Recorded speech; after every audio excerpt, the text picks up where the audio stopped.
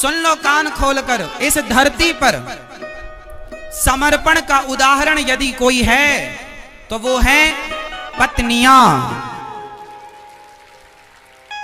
वो है पत्नी, वो है स्त्री। कैसे? एक स्त्री का समर्पण देखिए पति के प्रति कितना है। समर्पण भगवान में कैसे हो, आपकी पत्नी से सीख लेना पुरुष वर्ग। आपकी पत्नी ने जिस दिन से आपकी शादी हुई, आजकल तो फेसबुक व्हाट्सएप में एक दूसरे से बात हो जाती है, आज के 10 साल 20 साल पहले लड़की लड़का को देखती नहीं थी, जानती नहीं थी, मंडप के नीचे पहली बार भेंट होती थी और जिसे कभी देखा नहीं, कभी जाना नहीं, उसके लिए, उस आदमी के लिए एक स्त्री का त्याग देखिए, पति के प्रति समर्पण देखिए। उसने अपने पति के लिए अपनी जन्म देने वाली मां को छोड़ दिया, पिता को छोड़ दिया, उस आंगन को छोड़ दिया जिस पर खेली खाई पली बढ़ी, अपने भाई को, अपनी बहन को, सबको छोड़ दिया और उस आदमी के संग जीवन गुजारने चली जिसको कल तक जानती नहीं थी। उसका स्वभाव कैसा होगा, व्यवहार कैसा होगा, कुछ नहीं पता, चल पड़ी और ससुराल में आते ही केवल माँ बाप नहीं छोड़ा, अपना नाम, अपना गोत्र, अपनी जाति त्याग दी, एक पति के लिए छोड़ दी अपने नाम को, अपने गोत्र को। हाथ उसके होते हैं मेहंदी पति के नाम की, माथा उसका है मांग पति के नाम की, गला उसका है मंगलसूत्र पति के नाम का, हाथ उसका है चूड़ियां पति के नाम की, पांव उसका है माहौर पति के नाम का, यहाँ तक कि पेट उसका, खून उसका, दर्द उसका, पर बच्चा पिता के नाम से जाना जाता है।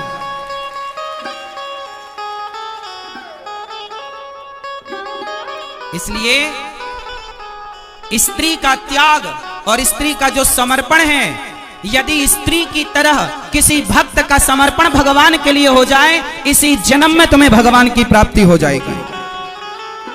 एक स्त्री का समर्पण पति के लिए, बताओ जितने पुरुष बैठे हैं, बताओ पत्नियों का समर्पण पतियों के लिए, पत्नियों का समर्पण पति के लिए होता है या नहीं? हो हाँ या ना? सबसे सस्ती, कुछ लोग अपनी पत्नी को नौकरानी मानते हैं, कुछ पुरुष अपनी पत्नी को पांव की जूती मानते हैं। ना साहब, ना तो पत्नी नौकरानी है, ना पांव की जूती है। पत्नियां तो माथे की सिर की पगड़ी हुआ करती हैं, जो आपके खानदान की शोभा, कुल की शोभा, वंश की शोभा है। लेकिन कुछ पुरुष उसे पांव की जूती और काम वाली बाई समझे रहते हैं। तुम तो केवल काम करने आई हो, सो काम करो और चुपचाप रहो, कुछ बोलना मत। इसलिए हमारे समाज में हम सभी पुरुषों को चाहिए कि वो अपनी नारियों के त्याग को प्रणाम करें और समर्पण की भावना एक स्त्री के अंदर जितना त्याग, अरे एक संत, एक साधु के जीवन में इतना त्याग नहीं होता जितना त्याग एक स्त्री के जीवन में होता है। हमारे देश में जितना त्याग सन्यासी करता है, सन्यासी का भी नाम गोत्र समाप्त होता है, सन्यास लेने के बाद नारी का भी नाम गोत्र खत्म होता है, विवाह के बाद पति के गोत्र से जानी जाती है, पति के नाम से जानी जाती है। मतलब एक सन्यासी की जितनी इज्जत करनी चाहिए उतनी इज्जत स्त्रियों की करनी चाहिए, उतना आदर, उतना सम्मान स्त्रियों का करना चाहिए। जितना त्याग सन्यासी के जीवन में है उतना त्याग स्त्रियों के जीवन में है।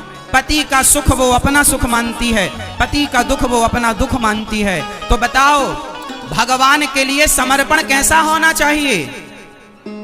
जैसे स्त्री का होता है। जैसे मैं स्त्रियों में भी उन स्त्रियों की बात कर रहा हूं जो पतिव्रता स्त्री हैं। वरना आजकल तो बहुत सारी स्त्रियां अपने पति को छोड़कर मायके भाग जाती हैं, तलाक डिवोर्स मां के कहने से अपने पति को दे देती हैं। मैं उन स्त्रियों की बात नहीं कर रहा हूं, मैं पतिव्रता नारियों की बात कर रहा हूं। मैं सीता और अनुसुईया जैसी, सावित्री जैसी नारियों की बात कर रहा हूं, जिनके जीवन में पति सर्वोपरि है, पति से ऊंचा स्थान वो भगवान को भी नहीं देती। ऐसी स्त्रियां समाज में हुई। माता अनुसुईया ने अपने पति को भगवान से ऊंचा स्थान दिया, इसलिए भगवान ब्रह्मा विष्णु महेश उनके बेटे बनकर उनका दूध पीने के लिए आए थे। आप सब जानते हैं पति का स्थान भगवान से ऊंचा है, भगवान के बराबर का नहीं है, भगवान से ऊंचा। पति भगवान नहीं है, लेकिन नारी की भावना उसे भगवान बनाती है। अरे पत्थर में थोड़ी कुछ है, लेकिन भक्त की भावना उस पत्थर में भगवान को प्रकट कर देती है। तो पत्थर में भगवान नहीं होता, आपकी भावना में भगवान होता। पति में भगवान नहीं होता, आपके प्रेम आपकी भावना में भगवान होता है। दही में मक्खन होता है कि नहीं? बोलो हाँ, जोर से। होता है तो दही से निकाल लो मक्खन, मंथन ना करो, निकलेगा क्या? बिना मंथन किए दही से मक्खन निकलेगा? अरे भैया, दही में मक्खन होता तो है, पर हर आदमी से दही का मक्खन निकालना नहीं आता। उसका प्रोसेस है, मथानी डालकर मथना पड़ेगा, तब ना जाकर प्रकट होगा। उसी तरह भगवान सब में है, पत्थर से लेकर चींटी से लेकर हाथी सब में है। कोई भक्त होता है जो प्रेम की मथानी लेकर मथ करके परमात्मा रूपी मक्खन को प्रकट कर लेता है। उनमें से एक स्त्री अनुसुईया माँ, जिन्होंने अपने पति को प्रेम की मथानी से मथकर और उस पति रूपी मक्खन से ही, पति रूपी दही से ही परमात्मा रूपी मक्खन को प्राप्त कर लिया। तो आपके पति में परमात्मा तो है, क्या आप में मंथन करने की ताकत है? क्या उस पति से परमात्मा को प्रकट करने की ताकत है? खंबे पर भगवान तो हैं, क्या उस खंबे से परमात्मा को प्रकट करने की सामर्थ्य आपकी है? इसलिए भगवान की व्यापकता सब जगह कहां नहीं है? वो पत्थर में है तो पति में नहीं है क्या? बोलो फिर। इसलिए हमारे यहां पुरुष को नारायण और स्त्री को लक्ष्मी, और दोनों को जोड़ा तो लक्ष्मी नारायण कहा गया है। किसी भी पति पत्नी को देखा करो तो इसी भावना से कि ये लक्ष्मी नारायण होने प्रणाम किया करो। हमारे यहाँ सुहागन स्त्री लक्ष्मी का पूर्ण स्वरूप मानी जाती है। माथे की मांग, उसके कानों के झुमके, उसके गले का मंगलसूत्र, उसके हाथों की मेहंदी, पांव का महार, ये लक्ष्मी के चिन्ह है। जिस नारी के जीवन में सौभाग्य है, मतलब पति, वो नारी लक्ष्मी स्वरूपा है। और जिसकी अर्धांगिनी है वो पुरुष नारायण स्वरूपा है। इसलिए हमारे यहाँ गृहस्थ को लक्ष्मी नारायण ही बोला जाता है, स्त्री को लक्ष्मी और पुरुष को। तो महाभारत का युद्ध आपको यह सिखाता है कि जैसे द्रौपदी ने किसी पर भरोसा नहीं, एक भगवान पर, आपको किसी पर भरोसा नहीं, एक भगवान पर भरोसा करना चाहिए। किसी के भरोसे रहेंगे तो नुकसान आपका है, करते रहो अपना नुकसान। तो समर्पण भगवान के चरणों में हो, पत्नी की तरह। महाभारत का युद्ध हुआ, 99 कौरव मारे गए, दुर्योधन की जांघ टूटी। गुरु द्रोणाचार्य का बेटा अश्वत्थामा आया और अश्वत्थामा ने कहा कि पांडवों को मारने का मौका मुझे नहीं दिया और दुर्योधन, वरना मैं मारता। जाओ, अपने रक्त से अभिषेक कर दिया, जाओ तुम्हें सेनापति बनाता हूं, जाओ। अश्वत्थामा ने रात्रि के 2 बजे जाकर के पांडवों के कमरे में घुसकर पांडवों का सिर काटना चाहा, पर दुर्भाग्य देखिए कि आज उस बिस्तर पर पांडवों की जगह द्रौपदी के 5 पुत्र, पांडवों के 5 पुत्र सो रहे थे। और 5 पुत्रों को पांडव समझकर अश्वत्थामा ने 5 पुत्रों की हत्या कर दी। 5 का सिर काटकर दुर्योधन को दिखाया, ये पांडवों को मैंने मार दिया। दुर्योधन ने ध्यान से देखा, ये पांडव नहीं, ये तो पांडव पुत्र हैं। अब तो दुर्योधन को पहले खुशी हुई कि पांडव मारे गए, फिर दुख हुआ कि ये पांडव पुत्र हैं। उसी सुख दुख की संधि में दुर्योधन की मृत्यु हो गई।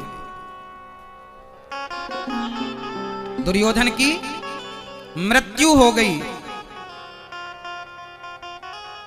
दुर्योधन के मरने के बाद अश्वत्थामा वहां से भागा और सुबह द्रौपदी ने देखा कि मेरे लाल, मेरे पुत्र सोकर नहीं उठे।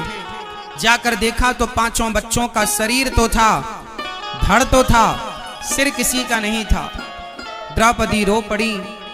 अश्वत्थामा को पकड़ने के लिए अर्जुन जब गए तो अश्वत्थामा ने अर्जुन को मारने के लिए ब्रह्मास्त्र चलाया।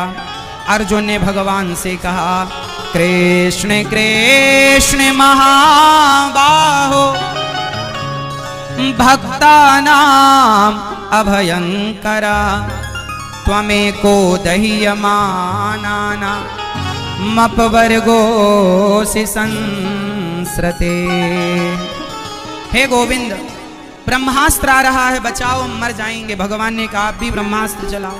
अर्जुन ने चलाया, दोनों ब्रह्मास्त्र को भगवान ने शांत किया और अर्जुन ने अश्वत्थामा के बाल पकड़े, घसीट कर द्रौपदी के सामने खड़ा किया। द्रौपदी, तेरे 5 बेटों को मारने वाला हत्यारा सामने खड़ा, जो दंड देना चाहो दे दो। द्रौपदी ने कहा, कैसे मार देने से मेरे मरे हुए बच्चे जीवित हो जाएंगे? द्रौपदी से पूछा, आपके कहने का मतलब क्या है? द्रौपदी ने कहा, ये गुरु पुत्र है, गुरु समान है, इसकी हत्या करना सही नहीं है। देखिए, जीवन में जब संकट आता है ना, तब आदमी का धैर्य समाप्त हो जाता है। और धीरज, धर्म, मित्र और नारी आपतकाल परखिए चारी। दुख में, विपत्ति में 4 लोगों की परीक्षा होती है। आपके अंदर कितना धैर्य है, कितने धैर्यवान हैं आप, पेशेंस है आपके अंदर। यदि आपके अंदर धैर्य है तो समझ में आता है कि आप धैर्यवान पुरुष हैं। वरना सुख में, अच्छे समय पर तो धैर्य आदमी धरता है, पर जरा काम बिगड़ जाए, विपत्ति आए, संकट आए तो लोगों का धैर्य, तब पता चलता है कि आप कितने धैर्यवान हैं। धीरज, द्रौपदी के 5 बेटे मरे पड़े हैं और 5 बेटों के मरने पर हत्यारा सामने खड़ा है और द्रौपदी कह रही है इसे छोड़ दो, क्योंकि इसे मार देने से मेरे मरे हुए पुत्र जीवित नहीं हो सकते, क्योंकि ये गुरु जी का पुत्र है। बताइए, इससे बड़ा धैर्य का कोई प्रमाण होगा? आपके जीवन में जरा संकट आ जाए तो आप छोड़ देते हैं धैर्य और धर्म। बाद में बात करेंगे धर्म और धैर्य की, पहले से निपटाएंगे। पर धन्य है द्रौपदी। दया धर्म का मूल है, पाप मूल अभिमान। तुलसी दया न छोड़िए, जब तक घट में प्राण। राजा हरिश्चंद्र बाजार में बिक गए, पत्नी बिक गई तारा, रोहित बेटा बिक गया। चांडाली का काम करते हैं हरिश्चंद्र, बाजार में बिक गए। शमशान में जलने आए मुर्दों का टैक्स लेकर उन्हें जलने की आज्ञा देने का काम मिला। ऐसी विपत्ति में जीवन गुजारा, पर धैर्य नहीं जाने दिया, धर्म नहीं जाने दिया, सत्य को नहीं मिटने दिया। ऐसे ऐसे राजाओं ने स्वयं को बेचकर, स्वयं को मिटाकर धर्म को बचाया है। और समाज के लिए प्रेरणा बने कि धर्म को बचाने के लिए खुद को बेचना पड़े तो बेच देना, खुद को मिटाना पड़े तो मिटा देना, पर धर्म को मत मिटने देना। ऐसे धर्म बचा,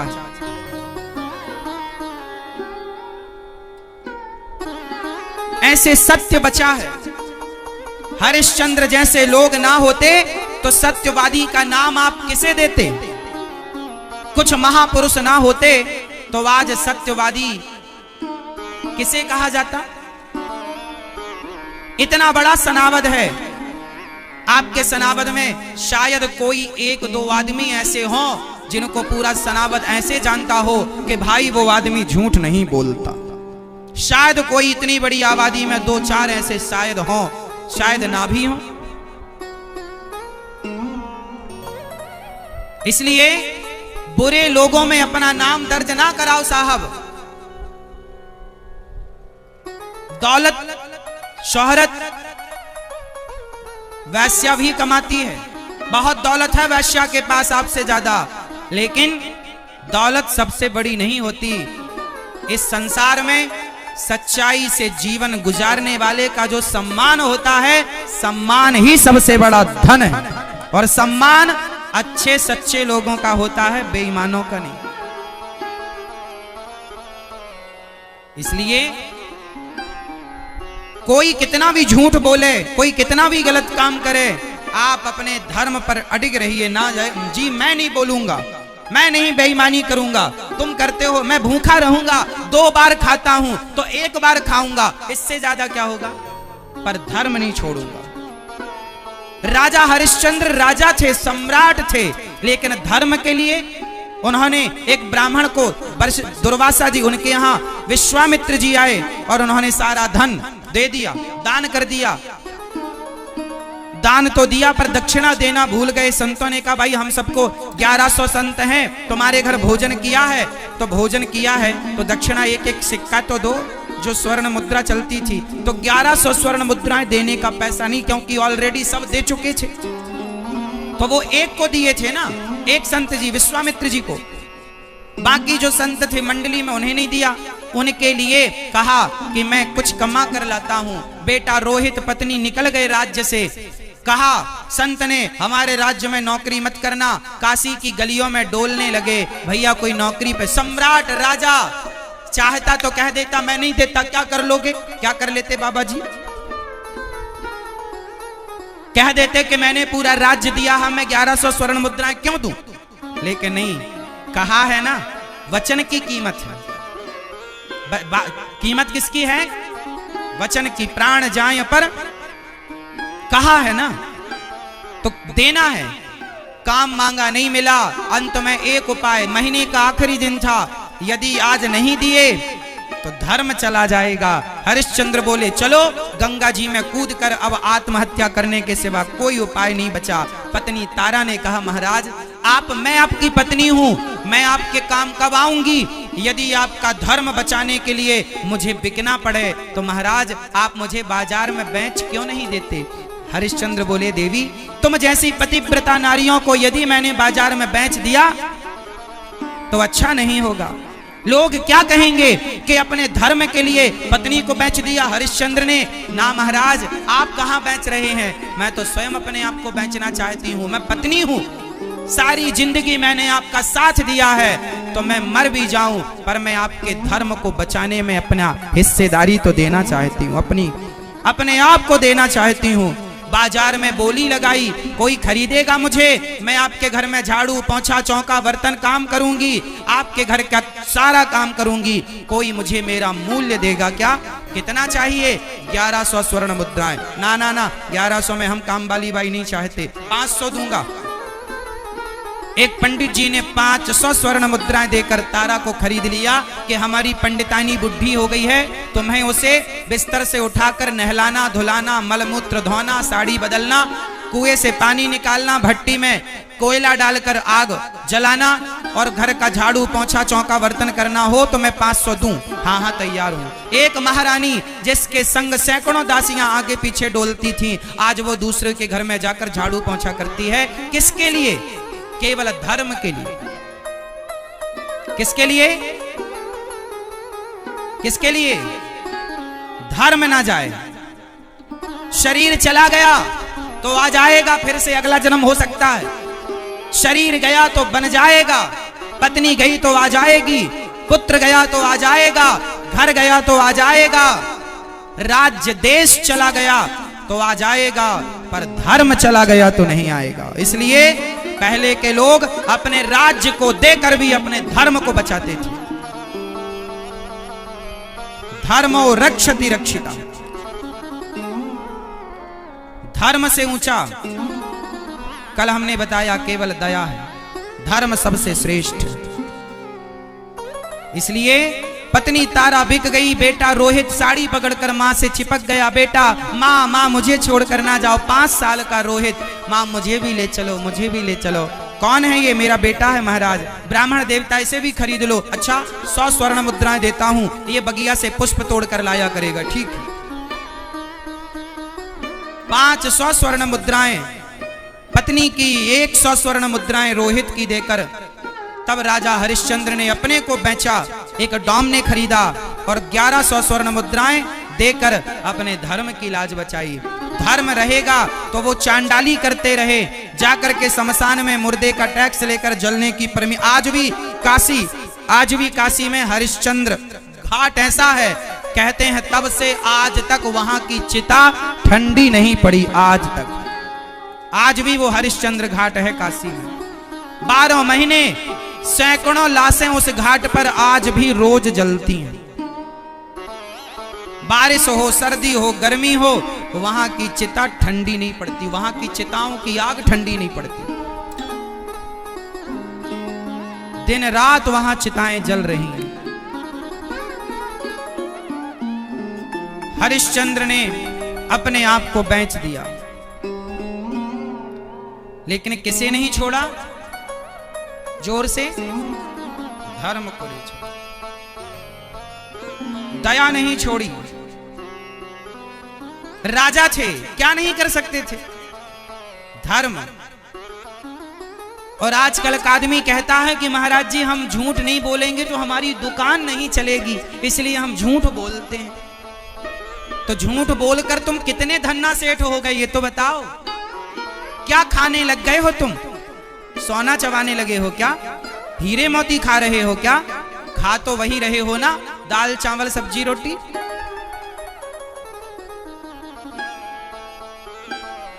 ईमानदारी की नमक रोटी बेहतर है, बेईमानी का 56 भोग अच्छा नहीं। हिसाब जब देने का नंबर आएगा तब पता चलेगा कि आपने क्या कमाया है और क्या गवाया है। हिसाब भी तो देना है ना साहब। इसलिए ईमानदारी के राह पर चलो, सत्य के राह पर चलो, छल कपट ना करो किसी के साथ, सत्य की रोटियां खाओ, ईमानदारी से चलो। हरिश्चंद्र से सीखो। राजा हरिश्चंद्र सत्यवादी थे।